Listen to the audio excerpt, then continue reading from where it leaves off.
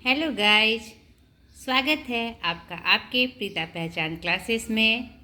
UGC net JRF जून 2025 के series में हम धीरे धीरे आगे बढ़ते जा रहे हैं।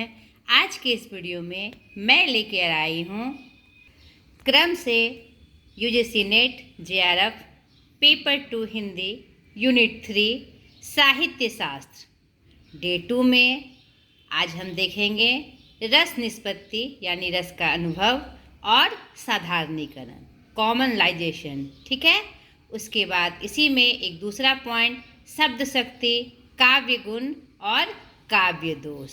तो ये साहित्य शास्त्र का हमारा जो पूरा सिलेबस था, आज हम डे 2 में पहुंच गए हैं।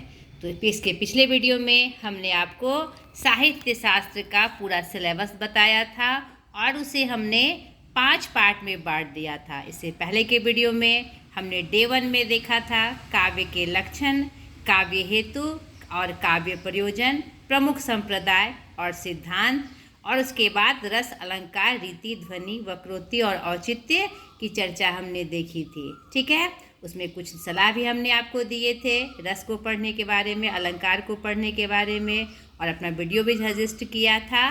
तो चलिए आज स्टार्ट करते हैं हम साहित्य शास्त्र का दूसरा प्रमुख बिंदु, रस निष्पत्ति, साधारणीकरण, शब्द शक्ति, काव्य गुण और काव्य दोष। ठीक है बेटा, ध्यान से इसको समझना है। एक एक चीज, एक एक बिंदु को आपको देखना है, क्योंकि वही बिंदु आपके इम्पॉर्टेंट क्वेश्चन होंगे एमसीक्यू के रूप में। आपको एक एक तथ्य समझने हैं। नहीं, आप रटते हैं तो आपके दिमाग में उतना क्लियरेंस नहीं आता जितना कि आप पूर्ण सिलेबस को अच्छे से समझ जाते हैं। जब आप अच्छे से पूर्ण सिलेबस को समझ जाइएगा तो कोई भी पॉइंट आएगा तो वो आपसे अछूता नहीं रहेगा। अछूता नहीं रहेगा मतलब वो आपकी जानकारी के बिना नहीं होगा। वो पॉइंट जैसे ही आपके सामने आएंगे आपको फटाक से याद आ जाएगा कि इसको हमने इस संदर्भ में यहाँ पढ़ा था। तो बेटा एक एक चीज़ को ध्यान से देखना है। ठीक है, चलिए रस निष्पत्ति और साधारणीकरण को हम समझे। रस निष्पत्ति का मतलब होता है विभाव, अनुभाव और व्यभिचारी भावों के संयोग से रस की उत्पत्ति होना। सबसे पहले फिर से वही निर्देश जो मैंने पिछले वीडियो में देखा था कि रस को अच्छे से समझने के लिए विभाव, अनुभाव, व्यभिचारी भाव, अस्थाई भाव, ये सब क्या है, इसको समझने के लिए आप मेरे वीडियो रस एवं रस के प्रकार के में ज़रूर चले जाइएगा। उसमें से आपको पूरी जानकारी प्राप्त हो जाएगी, जो मैंने प्लेलिस्ट में डाल के रखा हुआ है, जो आपको व्याकरण विशेष सत्र के रूप में प्राप्त हो जाएगा। आप व्याकरण विशेष सत्र का प्लेलिस्ट दबाएंगे, उसमें आपको रस और अलंकार जो आपके सिलेबस का मुख्य पॉइंट है, दोनों आपको वहाँ से प्राप्त हो जाएगा। इसे ज़रूर देख ले। मेरी सलाह को एकदम निष्ठापूर्वक मानना है, ईमानदारी पूर्वक मानना है, ताकि आपके सिलेबस में कहीं कमजोरी ना रहे।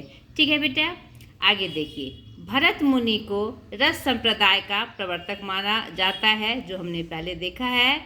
विभावानुभाव व्यभिचारी संयोगादि रस निष्पत्ति, यह इन्होंने किसने माना है? भरत मुनि जी ने। रस की निष्पत्ति क्या है? यानी कि विभावानुभाव यानी विभादी जितने भी भाव है व्यभिचारी, उसके संयोग से रस की निष्पत्ति यानी रस का अनुभव होता है। ठीक है, यह परिभाषा भरत मुनि ने कहाँ दी है? अपने पुस्तक नाट्य शास्त्र में। क्लियर?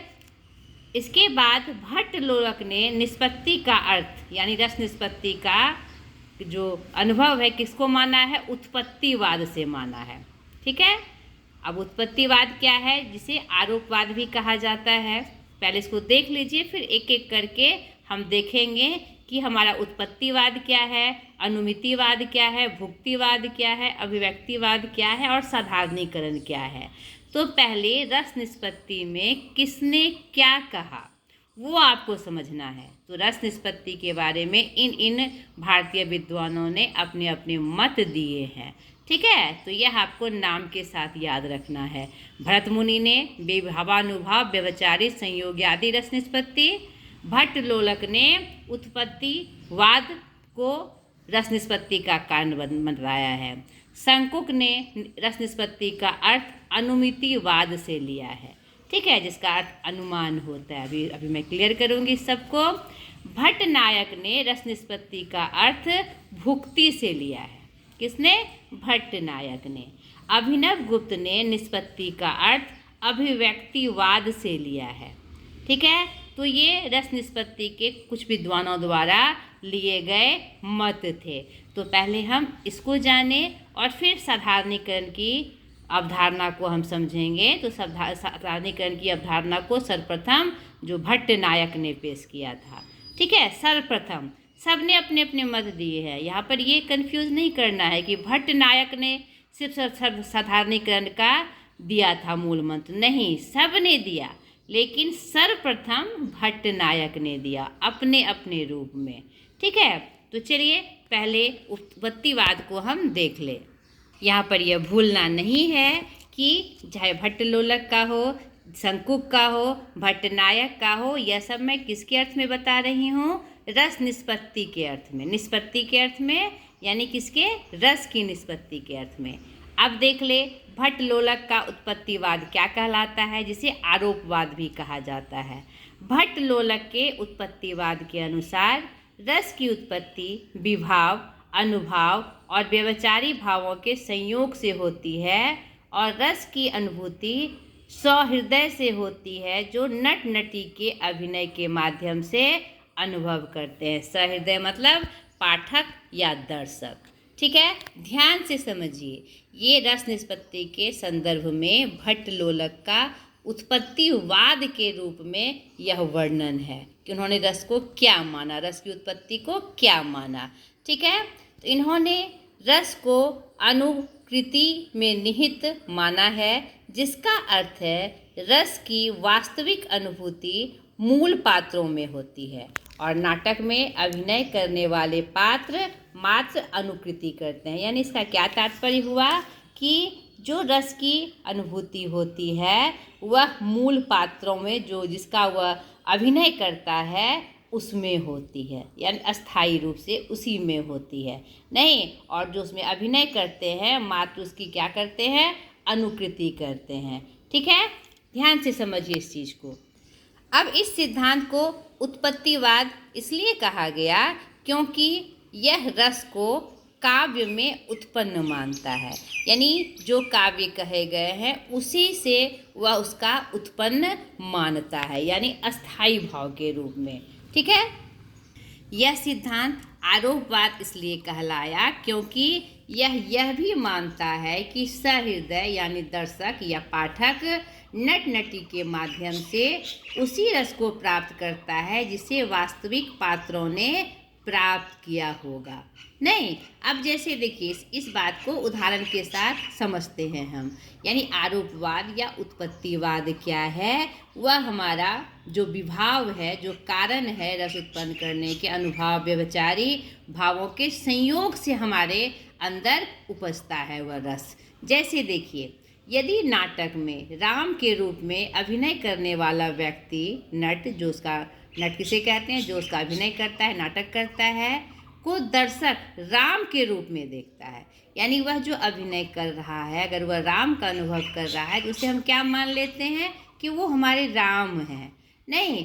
तो वह नट के अभिनय के माध्यम से उसी रस यानी राम के स्वरूप से या राम के अभिनय से जो जिस प्रकार के मतलब की परिस्थिति को निभा रहे हैं उसी रस को अनुभव करता है। जैसे अगर कोई करुणा का भाव वाला अभिनय है, नहीं, नाटक है, तो वहाँ पर करुण रस राम से जुड़कर हमारे अंदर वो अनुभव होता है, उत्पन्न होता है, नहीं, का अनुभव करता है जो राम के साथ हुआ था। यानी जो दृश्य दिखाया जाता है उसमें राम के साथ जो हुआ था उनके रूप में हम करुणा रस या प्रेम रस या हास्य रस का अनुभव हम अपने अंदर महसूस करते हैं। क्लियर हो गया भट्ट लोलक का उत्पत्तिवाद।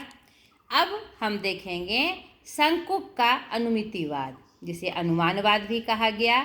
इन्होंने रस निष्पत्ति के संदर्भ में या रस के अनुभव के संदर्भ में क्या दिया है, इसको समझने का प्रयास करिए। संकुक ने रस निष्पत्ति यानी रस के अनुभव के लिए अनुमिति यानी अनुमान को महत्वपूर्ण माना है। यह सिद्धांत कहता है कि दर्शक नाटक या कलाकृति में रस का अनुभव करते समय अपने ज्ञान और अनुभव के आधार पर रस का अनुमान लगाते हैं, ना कि सीधे उसे अनुभव करते हैं। यहाँ पर उन्होंने भट्टलोलक से अलग विचार दिया। नहीं, उन्होंने क्या कहा, अनुमान लगाया। यानी जब हम कोई चीज़ देखते हैं, कोई भी चीज़ पढ़ते हैं, तो क्या करते हैं, अपने ज्ञान के अनुभव से, यानी कि यहाँ पर क्या होना चाहिए, नहीं, ये अनुमान लगाते हैं हम और तब अनुभव करते हैं उस रस को, यानी जो भाव हमारे अंदर उपजता है। रस क्या है, भाव, नहीं, वही हमारे अंदर आता है, तो अनुमान के आधार पे हम करते हैं। संकुक के अनुसार रस का अनुभव अनुमान द्वारा होता है।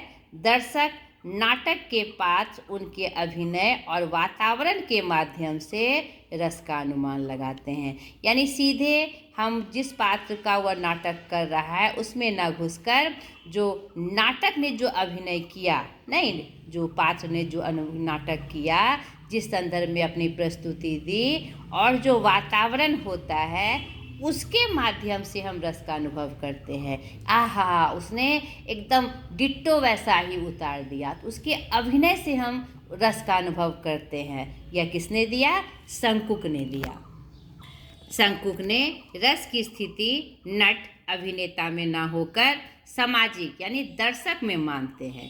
दर्शक को देखकर रस उत्पन्न होना, दर्शक नट के अभिनय को देखकर रस का अनुभव करते हैं। संकुक ने रस और विभावादि यानी विभावादि क्या है, हमारे विभाव, अनुभाव, व्यभिचारी भाव के बीच अनुमाप्य अनुमापक संबंध बताया है। विभावादि यानी विभाव, अनुभाव, व्यभिचारी रस के लिए अनुमापक हैं और रस क्या है, अनुमाप्य है। एकदम वीवीआई के रूप में, वेरी वेरी इंपॉर्टेंट तथ्य के रूप में आपको यह याद रखना है। संकुक ने अनुमान की विलक्षणता के लिए चित्र तुरंग न्याय का उदाहरण दिया है। यह क्या है, देख लीजिए।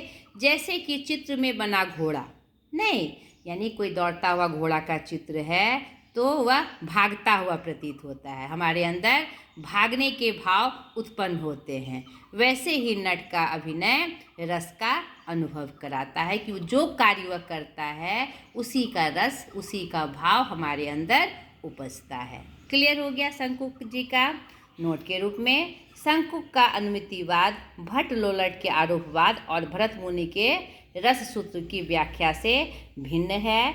यथा भट्टलोलक के अनुसार रस की उत्पत्ति अस्थायी भाव से होती है, जबकि संकुक के अनुसार रस का अनुभव या निष्पत्ति अनुमान द्वारा होता है।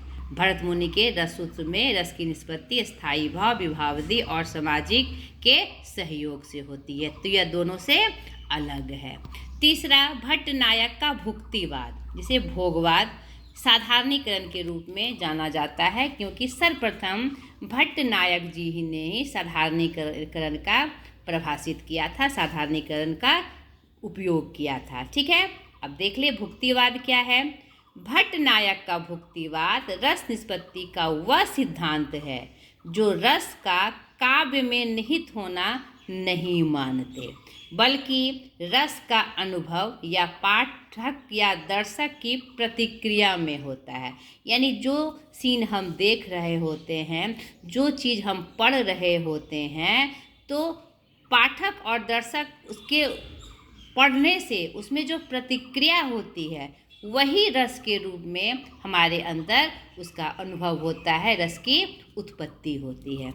ठीक है, क्लियर हुआ भट्टनायक का भुक्तिवाद। भट्टनायक के भुक्तिवाद के मुख्य बिंदु हैं भोग के रूप में, वह भोग के रूप में मानता है, यानी कि जो हम देख रहे हैं, दर्शक ने क्या प्रतिक्रिया दी, क्या भोगा, उसको देखकर या पढ़कर उस प्रतिक्रिया को रस निष्पत्ति का कारण मानते हैं।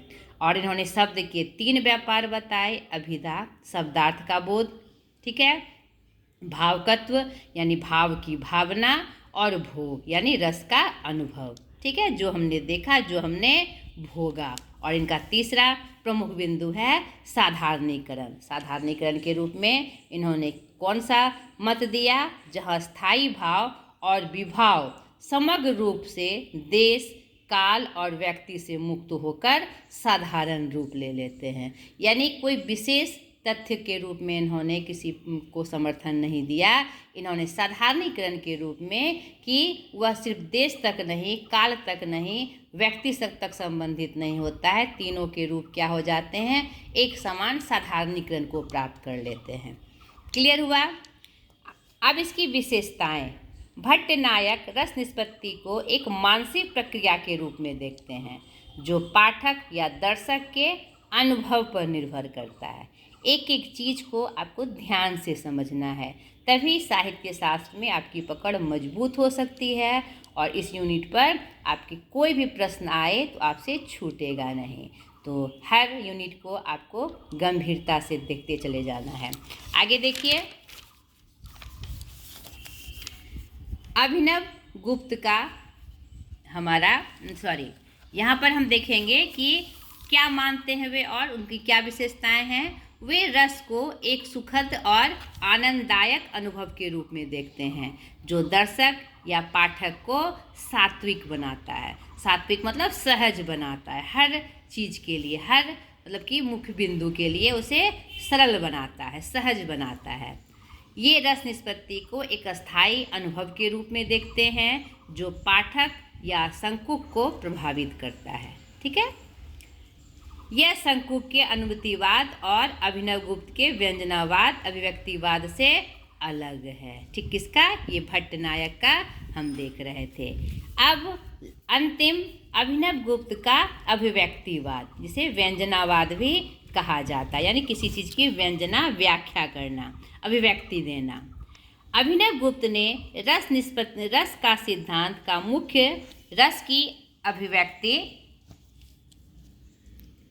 पर है। ठीक है, यानी अभिनव गुप्त का जो सिद्धांत है वह मुख्य रूप से किस पे डिपेंड करता है? रस की अभिव्यक्ति पर, क्योंकि उसकी अभिव्यक्ति कैसे होती है, पर जिसे वे सहृदय यानी दर्शक के मन में उत्पन्न एक अलौकिक अनुभव के रूप में देखते हैं। इनके अनुसार रस विभावादि यानी कारणों से उत्पन्न नहीं होता, बल्कि यह पाठक दर्शक के मन में पहले से मौजूद अस्थायी भावों के जागृत होने से उत्पन्न होता है। ध्यान से देखिए, यहाँ पर रस की जो निष्पत्ति होगी, यानी अभिनव गुप्त के अनुसार ये बात कही गई है, वह जो दर्शक या पाठक के मन में जो अस्थायी भाव पहले से निहित है, होते हैं ना, जब आप पढ़ेंगे रस को तो यह एकदम से क्लियर हो जाएगा। इसलिए मैं बार बार कह रही हूँ कि रस का जो पूरा स्वरूप मैंने बताया है अपने वीडियो में, जो व्याकरण विशेष शब्द में आपको प्राप्त हो जाएगा, उसे ज़रूर देख लीजिएगा,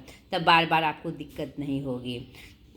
ठीक है, इनके अनुसार पाठक दर्शक के मन में कुछ अस्थायी भाव जैसे रति, हास, शोक, क्रोध, उत्साह आदि पहले से मौजूद होते हैं जो रस के रूप में जागृत होते हैं। ठीक है, अभिनव गुप्त के रस के मुख्य बिंदु हैं अलौकिक अनुभव, अस्थायी भाव, यानी अलौकिक अनुभव यानी कि जो रस की उत्पत्ति होगी उसके एक अलौकिक अनुभव से होगी।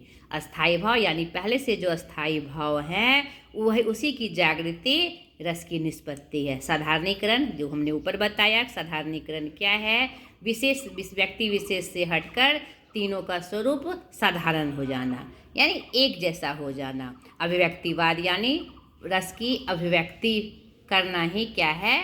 रस की निष्पत्ति है। और इन्होंने शांत रस यानी निर्वेद को, जो नवा रस है, जो आपको रस में पता चल जाएगा, रस की परिभाषा और अर्थ या अंग के रूप में, वह जब जरूर देख लीजिएगा, इस बात को जरूर मानिएगा मेरी, तो उसको उन्होंने महत्व दिया है। इस प्रकार अभिनव गुप्त के रस सिद्धांत ने भारतीय काव्य शास्त्र को एक नया आयाम दिया। ठीक है, ये प्रश्न भी बहुत बार आया है कि भारतीय काव्य शास्त्र को नया आयाम किसने दिया? रस निष्पत्ति के सिद्धांत में, तो अभिनव गुप्त ने दिया। और अभिनव गुप्त का क्या था सिद्धांत? अभिव्यक्तिवाद, ठीक है, या व्यंजनावाद।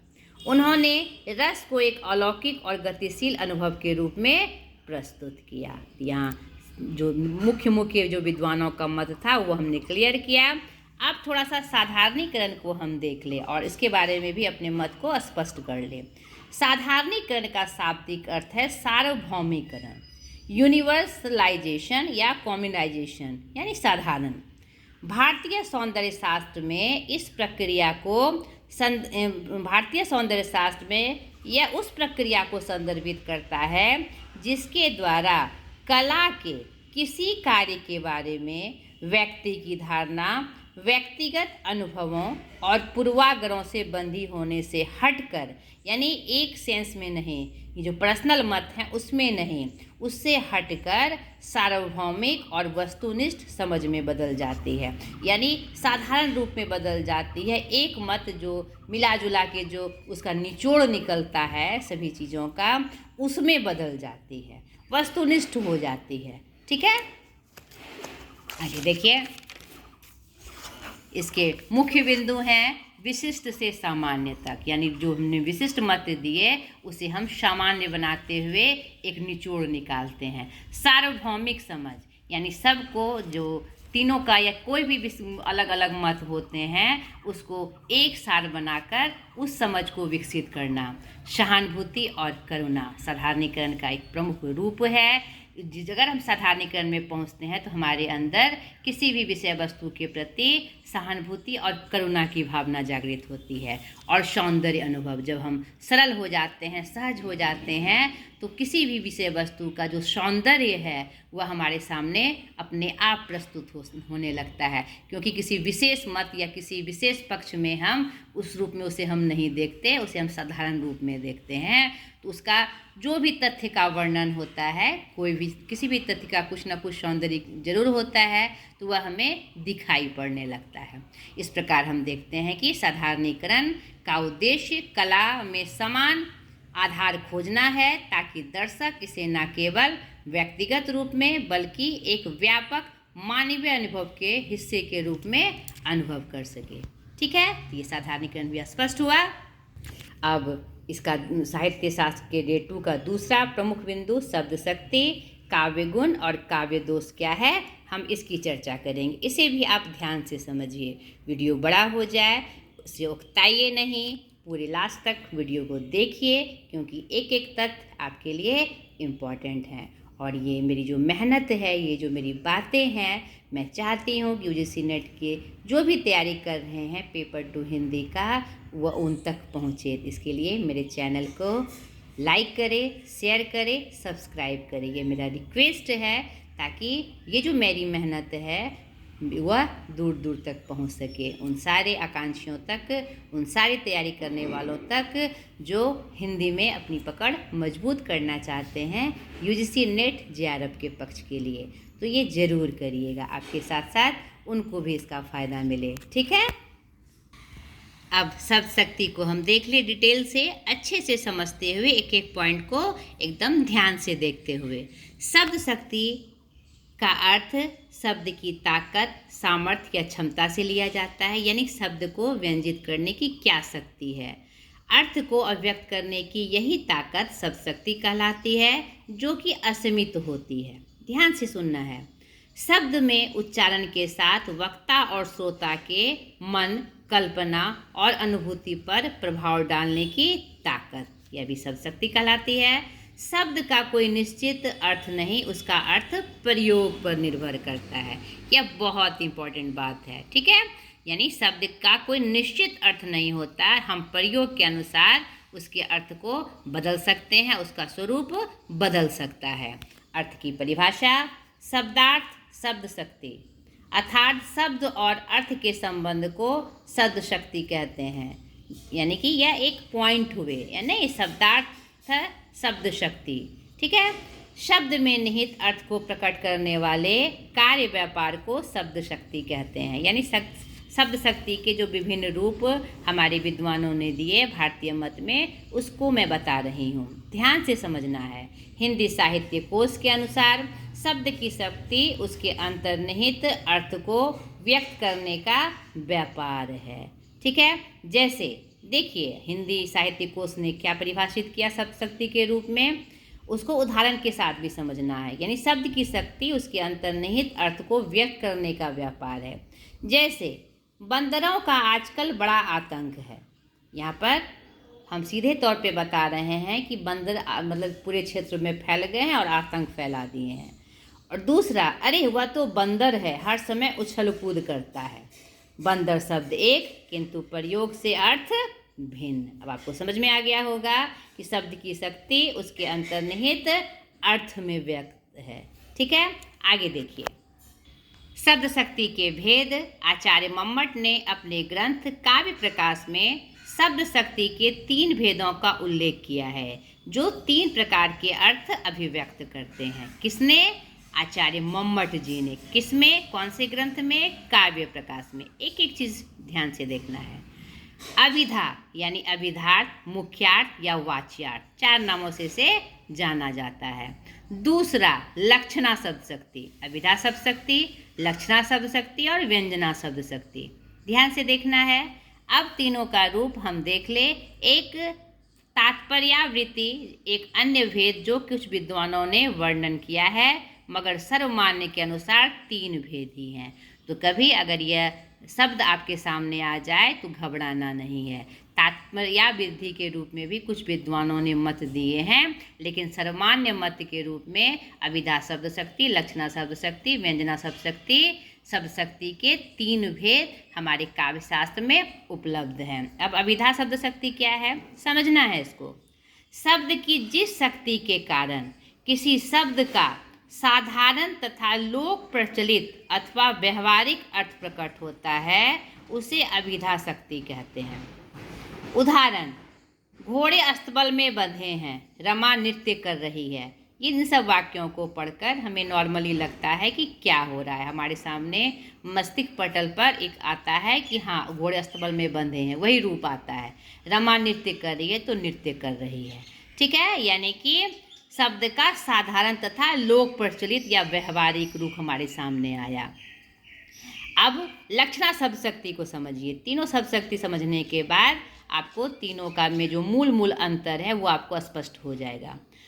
मुख्यार्थ के बाधित होने पर, यानी अभिधा के बाधित होने पर, अभिधा का 4 अर्थ मैंने बताया, अभिधा, अभ्यार्थ, मुख्यार्थ और वाच्यार्थ।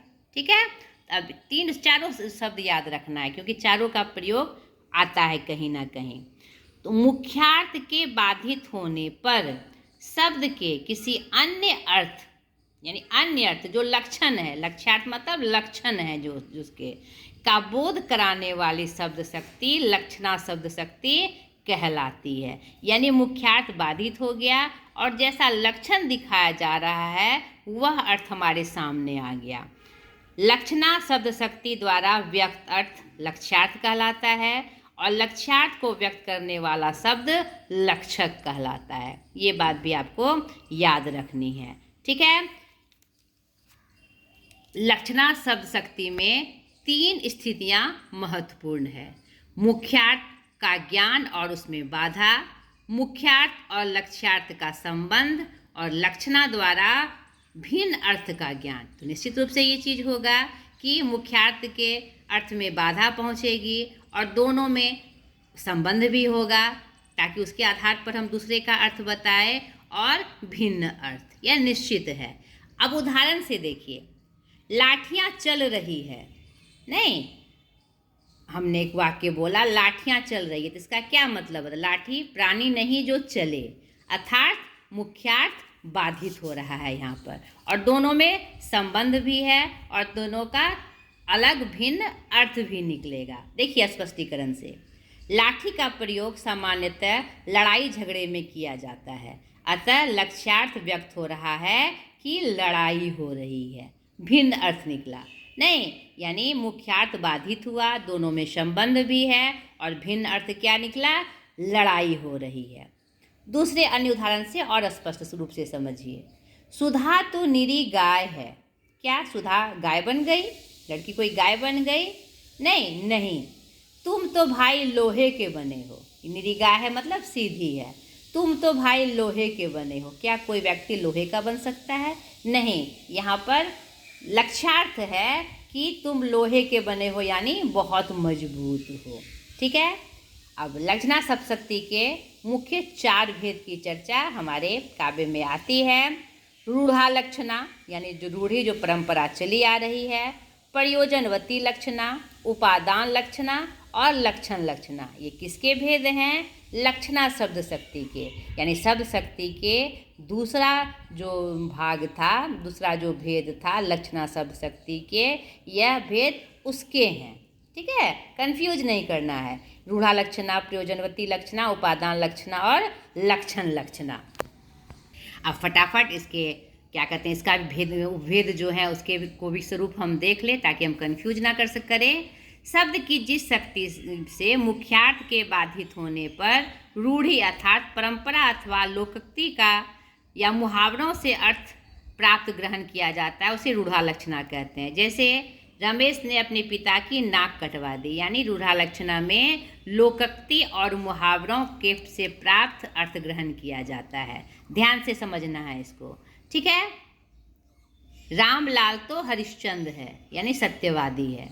स्पष्टीकरण, नाक कटवाने से इज्जत मिट्टी में मिलना, हरिश्चंद्र सत्यवादी होने का अर्थ क्रमशः लोकोक्ति, मुहावरों या रूढ़िवादी द्वारा लिया जा रहा है। तो ये हमारा क्या हुआ? रूढ़ा लक्षणा। ठीक है। दूसरा देखिए, प्रयोजनवती लक्षणा। शब्द के जिस शक्ति से वक्ता के विशेष प्रयोजन के आधार पर मुख्यार्थ बाधित हो और लक्ष्यार्थ का बोध हो, वहाँ प्रयोजनवती लक्षणा शब्द शक्ति का प्रयोग होता है। ठीक है, ध्यान से समझना है बेटा इस चीज को।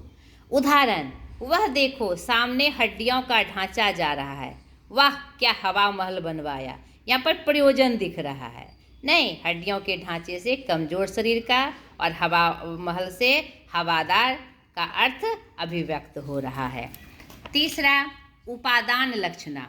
जब लक्ष्यार्थ में वाच्यार्थ भी शामिल होता है तब उसे उपादान लक्षणा कहते हैं, यानी जो हम कह रहे हैं लक्षण में वह भी शामिल हो। जैसे, भैया जब अलग घर बसाओगे तब आटे दाल का भाव पता चलेगा। यहाँ पर वाच्यार्थ अर्थ जो हम बोल रहे हैं वह भी अर्थ है और लक्षण का भी अर्थ शामिल है। नहीं, जब अलग घर बसाओगे आटे दाल का भाव, यानी आटा दाल का जो दाम है वह पता चलेगा, और आटे दाल का मतलब वह लक्ष्यार्थ भी है कि तब तुमको पता चलेगा कि कैसे निर्वाह किया जाता है। दोनों भाव है। 2 बंदूकों ने सारा गांव लूट लिया। सारा गांव लूट लिया मतलब का वाच्यार्थ भी है कि सारा गांव लूट लिया और सारा गांव बर्बाद हो गया। ठीक है। आटे दाल में घर गृहस्थी की सभी वस्तुएं तथा आटे दाल का अर्थ भी शामिल है। 2 बंदूकों में बंदूक और बंदूकधारी दोनों का अर्थ शामिल है। अब उपादान लक्षणा को आप समझ गए होंगे, मैंने स्पष्ट रूप से बताया है। लक्षण लक्षणा, जब लक्षणा से निकलने वाले अर्थ में वाच्यार्थ शामिल नहीं होता, उपादान में शामिल होता है और लक्षण लक्षणा में शामिल नहीं होता है, तथा लक्षण के आधार पर व्यक्त अर्थ ही ग्रहण किया जाता है, उसे लक्षण लक्षणा कहते हैं। यानी जो लक्षण दिख रहा है शब्द का वही लक्षण होता है। जैसे, वह उल्लू है, तुम्हारा हृदय तो पत्थर का बना है। यहाँ पर उल्लू, कोई व्यक्ति उल्लू नहीं हो सकता, यानी वाच्यार्थ नहीं है, ये जो बोले वह सही नहीं है। नहीं, तुम्हारा हृदय तो पत्थर का बना है, यानी जो कह रहे हैं वह हृदय पत्थर का नहीं हो सकता। लक्षण जो है उसी पे हम अर्थ निकाल रहे हैं, लेकिन उपादान में हमने क्या देखा कि जो कह रहे हैं वह भी सही है और उसका लक्षणार्थ भी निकल रहा है। उल्लू शब्द से पक्षी नहीं अपितु लक्षण का बोध होता है और पत्थर का लक्षण कठोरता से होता है। ठीक है। अब व्यंजना शब्द शक्ति क्या है उसे हम देख ले। शब्द की जिस शक्ति से वाच्यार्थ और लक्ष्यार्थ दोनों के बाधित होने पर किसी अन्य अर्थ की ही प्रतीति हो, व्यंजना शब्द शक्ति होती है। व्यंजना शब्द शक्ति केवल अर्थ का संकेत देती है, शेष अर्थ श्रोता अथवा पाठक की कल्पना शक्ति पर निर्भर करता है। यह बात बहुत इंपॉर्टेंट रूप से याद रखनी है आपको, बहुत बार ये प्रश्न दोहराया गया है, तो इसको समझने की बात होनी चाहिए। आपको उदाहरण जो दिया जा रहा है तो उसमें आपको पहचानना कि यह कौन सी शब्द शक्ति है। नहीं, पंक्ति एक किंतु संदर्भ के अनुसार अलग अलग अर्थ, यानी व्यंजना शब्द शक्ति में पाठक जो कल्पना करेगा, जो वह समझेगा, वह वही अर्थ निकाल सकता है। संदर्भ कुछ और भी हो सकते हैं और सुनने वाला, देखने वाला, पढ़ने वाला कोई और अर्थ भी लगा सकता है। जैसे 5 बज गए, अर्थ हो सकते हैं चाय का समय हो गया, घूमने जाने का समय हो गया, घर जाने का समय हो गया, पढ़ाई खत्म करने का समय हो गया। ठीक है, कुछ भी अर्थ हम लगा सकते हैं, पढ़ने वाला, समझने वाला, समझने वाला। व्यंजना शब्द शक्ति के भेद मुख्यतः 2 हैं, शाब्दिक व्यंजना, आर्थी व्यंजना। शाब्दिक व्यंजना में शब्द विशेष के प्रयोग के कारण व्यंग्यार्थ का बोध शक्ति अधिकतर, जहाँ श्लेष अलंकार वहाँ शाब्दिक व्यंजना, श्लेष अलंकार का प्रयोग होता है शाब्दिक व्यंजना में, याद रखिएगा ये बात। अनेकार्थक शब्दों का प्रयोग, यहाँ पर अनेकार्थक शब्दों का प्रयोग होता है। और आर्थी व्यंजना में शब्द के अर्थ पर निर्भर, जहाँ शब्द बदलने पर व्यंग्यार्थ व्यक्त हो, यानी जो व्यंजना की जाते हैं उसका अर्थ व्यक्त हो।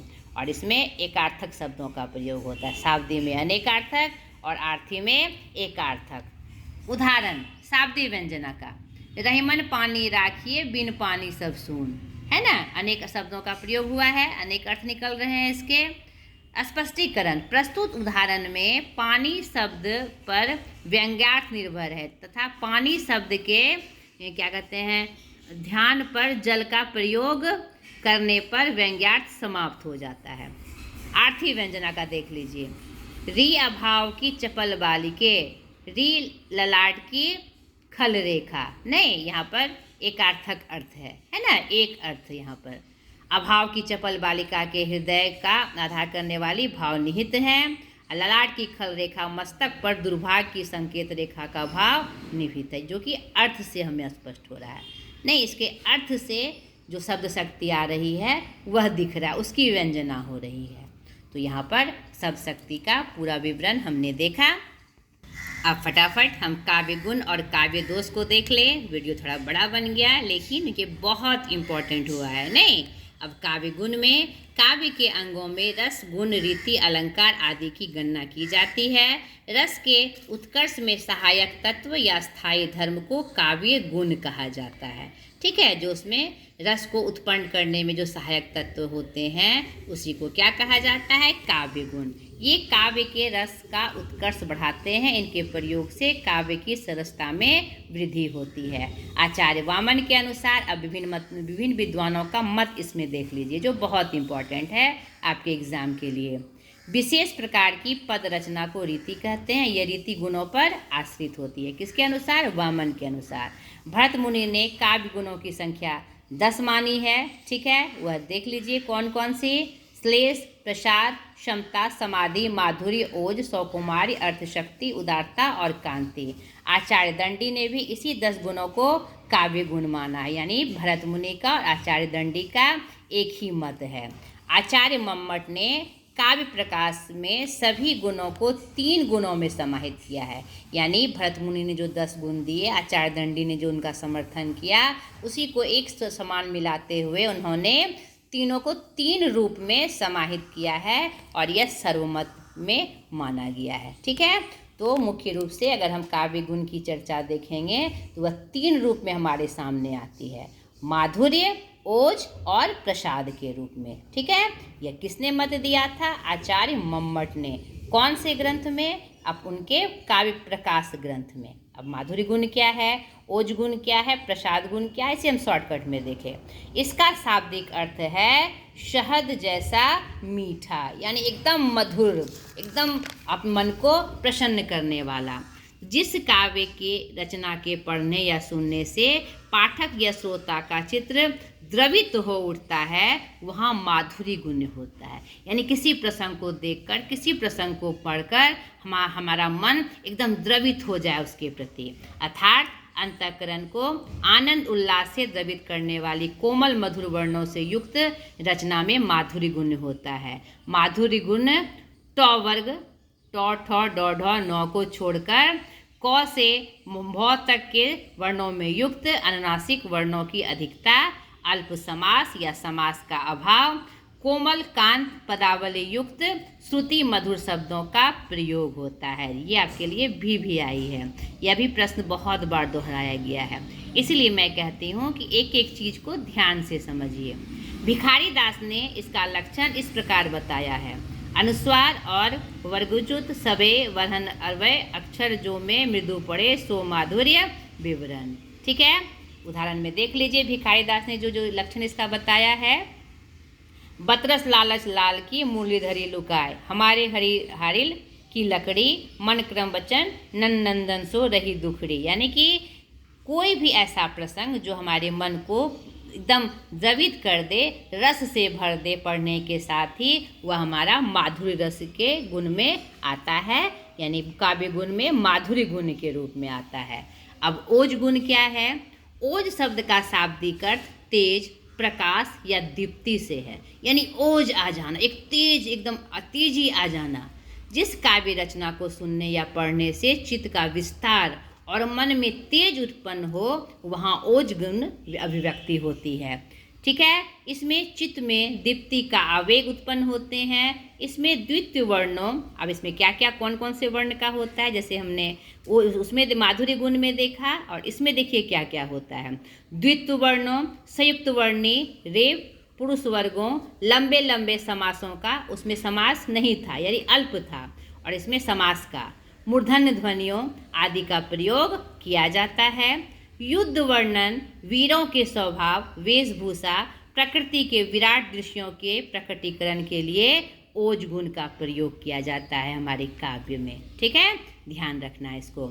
यानी कि हमारा जो माधुर्य गुण होगा, प्रेम प्रसंग श्रृंगार से संबंधित होगा, और ये हमारा जो ओज गुण होगा यह वीर रस या युद्ध की भूमि या कोई भी वेशभूषा के प्रकटीकरण वाले दृश्यों से विराट स्वरूप में एक तेज के रूप में प्रकट करने वाला होगा। भरत मुनि समास युक्त पदों वाली गंभीर अर्थ युक्त श्रवण सुखद पदावली ओज गुण को उपयुक्त मानते हैं। दंडी समास युक्त पदों की बहुलता से पूर्ण रचना को ओजपूर्ण युक्त मानते हैं। आचार्य वामन संयुक्त अक्षरों व संश्लिष्ट पदों का प्रयोग आवश्यक मानते हैं। मम्मट वीर रस, विभक्त रस, रौद्र रस में ओज गुण का प्रयोग होना स्वीकार करते हैं।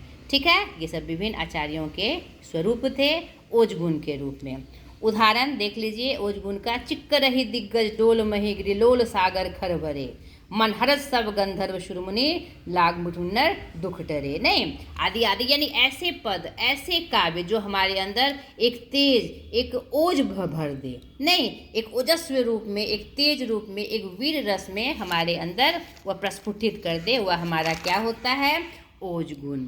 अब प्रसाद गुण के बारे में हम देख ले। प्रसाद का शाब्दिक अर्थ होता है प्रसन्नता। ठीक है, जिस रचना में सुबोधता, स्वच्छता हो, अर्थात सुनते ही अर्थ समझ में आ जाए, ऐसी जो रचना होती है प्रसाद गुण से युक्त होती है। यानी कि पढ़कर ही, सुनकर ही एक उसका अर्थ समझ में आ जाना और प्रसन्नता का भाव उत्पन्न होना। प्रसाद गुण में सरल सहज भाव व्यंजक शब्दों का प्रयोग किया जाता है।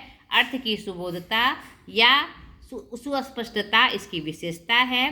प्रसाद गुण सभी रसों में विद्यमान रहता है। आचार्य मम्मट के अनुसार जिस प्रकार अग्नि सूखे ईंधन में तत्काल व्याप्त हो जाती है, उसी प्रकार चित्र तुरंत व्याप्त होने वाली रचना में प्रसाद गुण होता है। आचार्य दंडी के अनुसार प्रसाद गुण वहाँ होता है जहाँ सुनते ही शब्द का अर्थ समझ में आ जाए। भिखारी दास के अनुसार मन रोचक अक्षर पढ़े सो है विदित शरीर, गुण प्रसाद जल सुक्तियों प्रगटे अख गंभीर। ठीक है, उदाहरण देख लीजिए।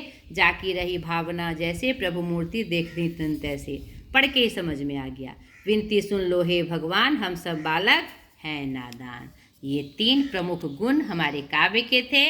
अब काव्य दोष क्या होता है यह समझ लीजिए। यानी काव्य गुण में जो बाधा उत्पन्न करे वह हमारा काव्य दोष है। शाब्दिक अर्थ में ऐसे समझना है। आचार्य मम्मट ने सर्वप्रथम दोषों को 3 प्रकार में बांटा। काव्य दोष उसे कहते हैं जो रस का अपकर्ष करते हैं, यानी रस को प्रकट करने में बाधा उत्पन्न करते हैं। जहाँ भाव ग्रहण करने में कोई बाधा उत्पन्न हो जाए तो साहित्यिक शास्त्र की भाषा में उसे दोष कहा जाता है।